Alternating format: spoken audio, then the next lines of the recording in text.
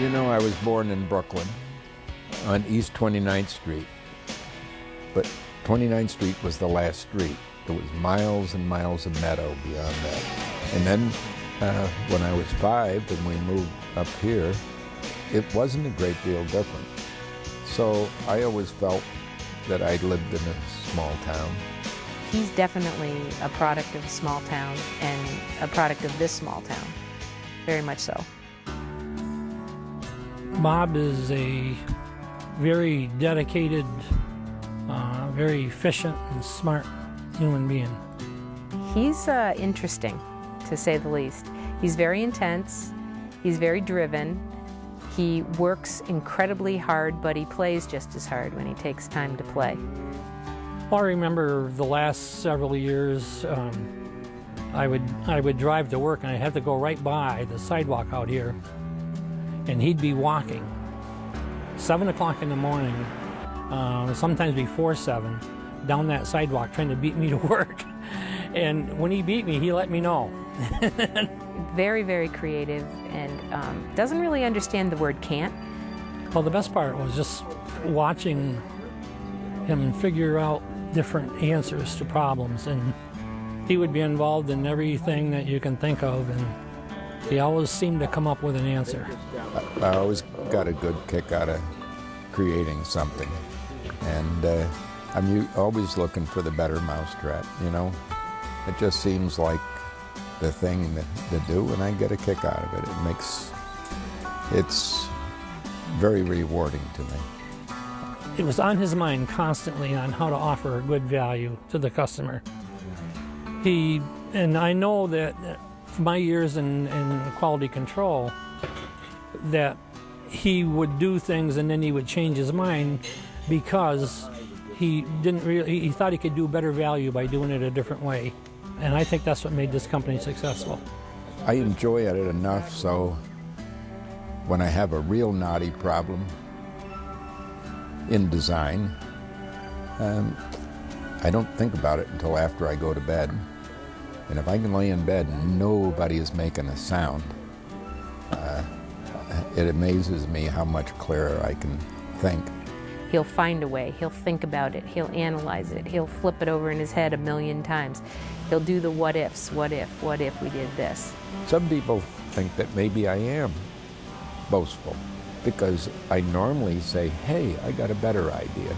It's not always the better idea, but you know, it's fun to do. Truth is, that's what can be a little annoying. He is generally always right. You know, he has macular degeneration. He's legally blind. He doesn't consider that a handicap or a restriction in his life in any way. He still does everything in his life that he wants to do because he knows that he can figure out a way to get it done, even though he can't really see well. But it's difficult to read. But it isn't difficult to keep thinking. The director chair business at Telescope was moving along sort of slowly. This was 1953. So we did some redesign work, and we put grooves in the seat so you could put a fabric, any fabric you wanted on the director chair. And our retailers would buy plain chairs with nothing on it and a whole rack full of different colors and styles of covers so the customer could do it. And that really made it very successful for them. And then we cleaned up the design, and it really flourished. And by the 70s, I think our best year was 570,000 director chairs a year. I think the one thing about my dad that most people don't know, that's not really immediately obvious, is how shy and modest he is about what he does and how he does it and what his level of contribution is. I really would like to be able to build a product that our average employee can buy. And That's very difficult in these days, which of course requires an awful lot of investment, but I think about it all the time. I'm not done yet. Got things to do. I have to keep working. And besides, it's what I like to do. That's why I'm still working. The major thing is to find something you like, something that when you start in the morning, your day flies by. And after all, money doesn't make happiness.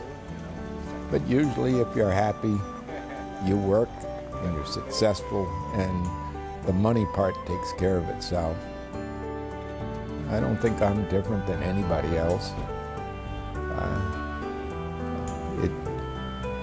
It's just that I've been enjoying what I'm doing. I always have.